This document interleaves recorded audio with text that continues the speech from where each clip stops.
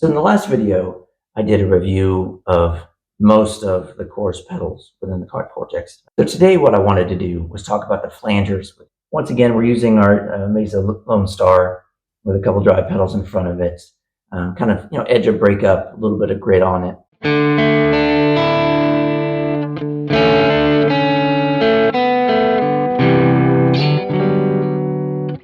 So the flangers, like the chorus effects, can go in different spots in your signal chain, and you can get different effects. I'm not going to go through that in great detail in this video. I went through it in more detail in the chorus one, so go watch that if you want to get into that topic. But basically, you can put it in front of the amp, and that'd be like having a flanger pedal. The only thing you need to watch out for there is if you're using a stereo effect into a single amp, you're going to lose the stereo effect because the amp's going to kind of force it back to mono. You could also put the flanger between the amp and the speaker cab. That would be like putting a flanger in the effects loop of your amp. Once again, you got to be careful about your stereo effect there. Or you can put it after the cab, in which case you'll get the full stereo effect. Today we're going to stick with this location just so we can hear all the flangers really well. So let's look at our modulation effects. You've got 4 flangers on the device. You got the digital flanger, Flanger Engine, Flangerish, and the MX flanger. Of those, only the MX flanger is based on a real-world device that some other company made. The digital flanger, the Flanger Engine, and the Flangerish are, from what I can tell, neural DSP specific effects. So let's start with the digital flanger. The typical flanger has similar kinds of settings. So you've got a mix, you've got a rate, you've got a depth, and you've got a feedback, which is kind of feeding the signal back through the effect again. So it basically just kind of pushes the balance of the effect a little more to be present. You've got your width effect, which, like the chorus, is what it's doing is it's increasing the stereo spread of your effect. You've got a drive, so you can add some specific drive to the effect only. And then you've got a volume, which is just your basic output level. So here's the digital flanger. Obviously, we crank up the rate. Pretty self-explanatory. Put that back down. Depth is, again, just the depth of the phase shift.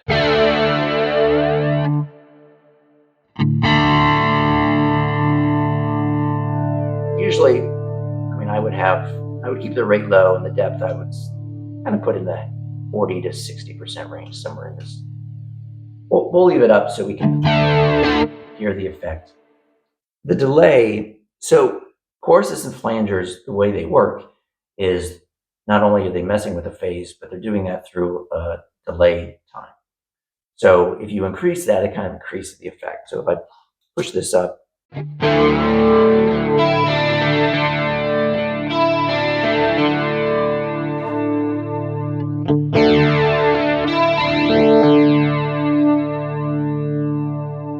so again, it can kind of control the intensity delay. Feedback is somewhat similar in terms of its effect. Here's it all the way up. I turn all the way down. The polarity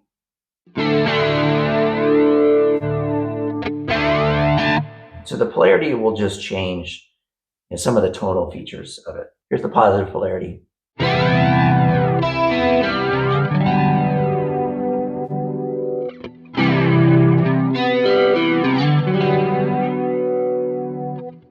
So you can kind of hear the negative polarity has a little bit more of a phasing effect to it in my mind. And like I said, the width is about your stereo spread. So if we're here, I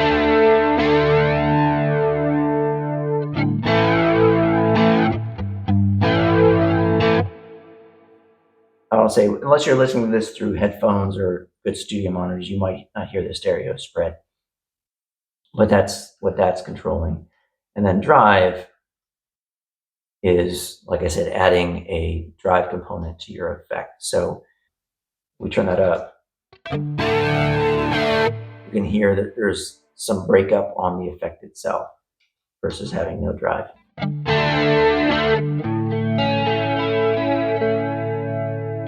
So what I might do is, if I'm using the flanger with a clean tone, probably wouldn't use the drive. But if you're using it with a more driven tone, so let's turn that on.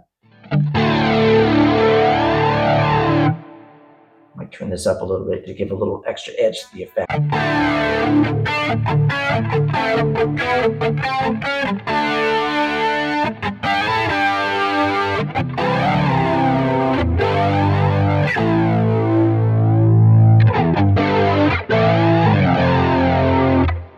You can hear with the drive off, you get kind of a higher fidelity sound of the effect. It sounds more like a studio effect. Whereas if you turn the drive on, it gives more of a feel like it's working with the amp a little bit. I don't know. Again, so I would keep the drive off or pretty low most of the time, unless I know I'm really trying to kind of get a specific sound. So let's go ahead and check out the Flanger engine. And like the chorus engine, this one has quite a bit of options. And since it's not based on a real world kind of effects device, I can't find much good documentation about what everything does. So we're going to feel our way through it. Some of it's your basic flanger controls. You've got your mix, you've got your rate, you've got your delay, you've got your depth, you've got your feedback. There's different waveforms. We'll go through those, but what that's going to do is it's going to change like it says, the waveform of the effect. And you can see some of the options that may exist: sine, triangle, square, saw up, saw down. Duty cycle, no idea what that means. Skew, smoothing, again, that's not super clear. Low pass and high pass is, you're controlling the EQ of the effect. Width is your stereo spread. Resonance, color, we'll get into intensity. And then you've got your drive and drive type. So this is like the other drive, it's just you can have fine grained control about how the drive sounds. And then you've got your output volume. So let's go through some of the stuff we don't have some clear answers to and try to figure out what it does. So here's the bass flanger, the way it comes out of the box.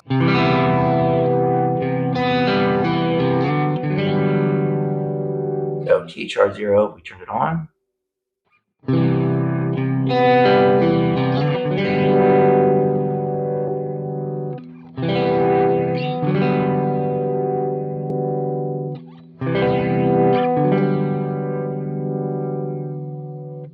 I'm not sure I hear much of a difference. Maybe with it on, the effect seems a little fuller, but that's all I can really notice. Let's leave it on for now.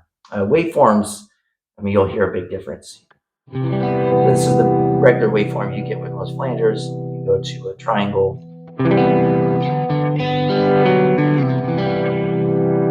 square,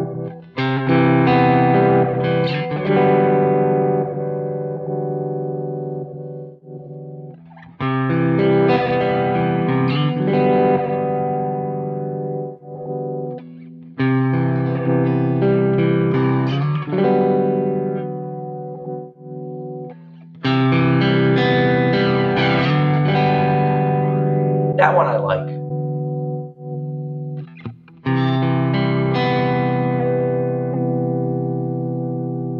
I'm not a big fan of a lot of these, this round smooth, but usually I would keep this just with the sine waveform. Duty cycle. Let's see if we can figure out what this is doing. -1.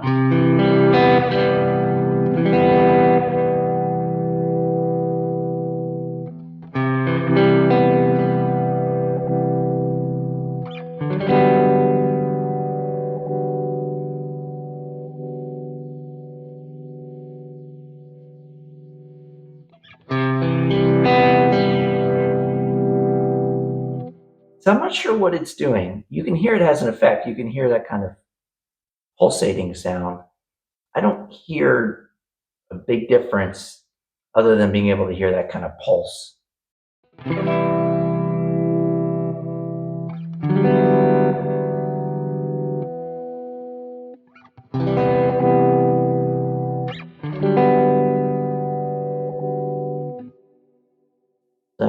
I would just leave this at 0. Skew.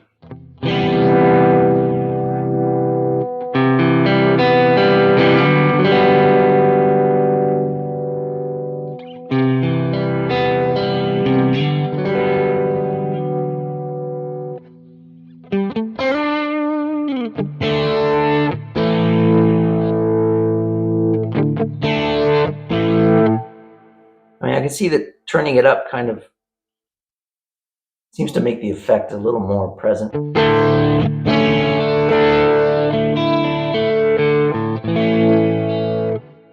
Not a big change though.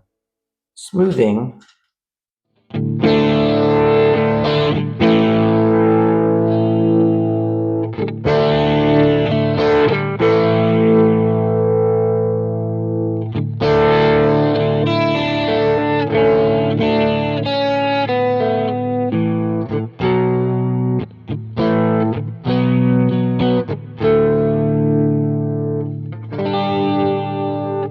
So the smoothing, it seems to kind of, it almost seems like it lessens the effect a little bit, or smooths it out so it's not quite as noticeable around the edges. So that's kind of interesting.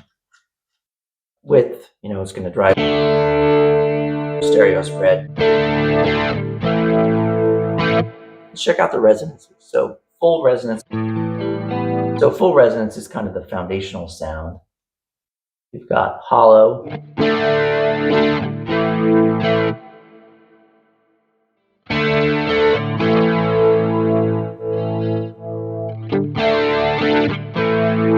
Here it does kind of changes the EQ or something about it. Rich.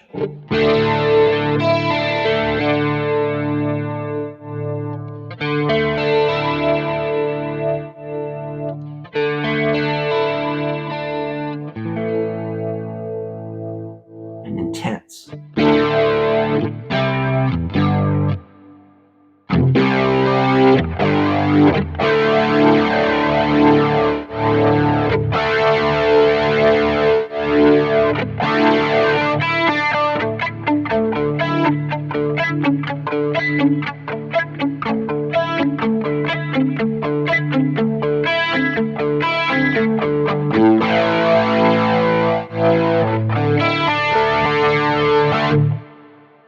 So some good options there. I think they're all workable and interesting to kind of play around with to find the sound that you want.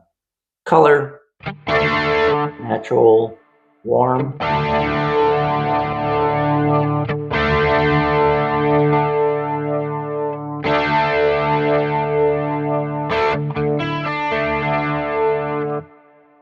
So these all seem to be kind of EQ-ish kind of setting.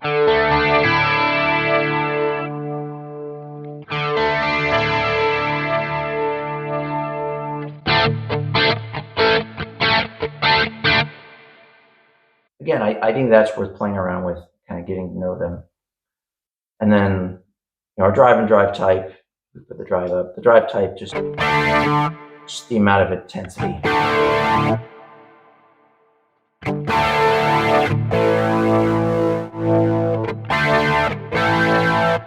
So again, if you want to put drive on it, you can play around with the drive type to get a little more tweakability on the kind of drive you're going to get. So that's the Flanger engine. We've got the Flangerish, which, as you can see, it's much more basic. You've got your mix, you've got your rate, you've got your depth, feedback, width, and drop. So we've gone through these settings on the other ones.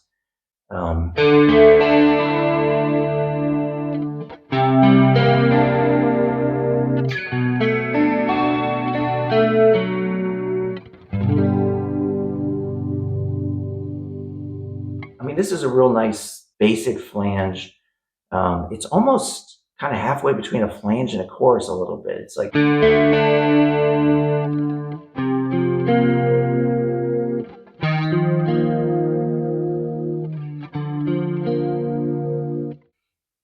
so it's not as kind of flangey as some of the others. I like this. This is kind of a nice, not subtle, but kind of smooth, not super in your face kind of effect. I like it. I think if you're looking for something like that's more chorusy in the flanger, I think this works pretty well. And then last but not least, we have the MX Flanger.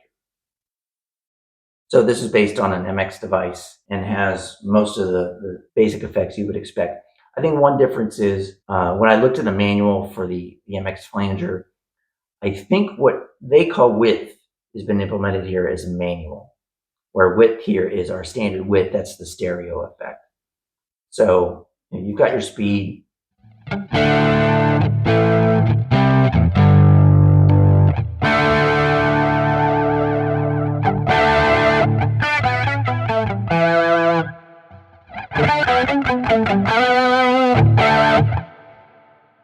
In your manual.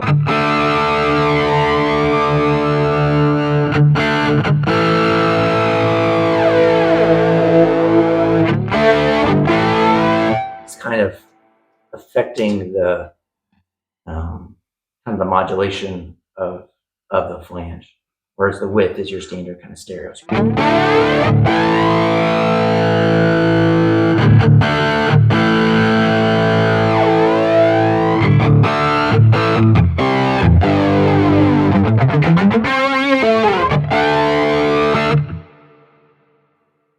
So you can turn everything up and we'll see what we get.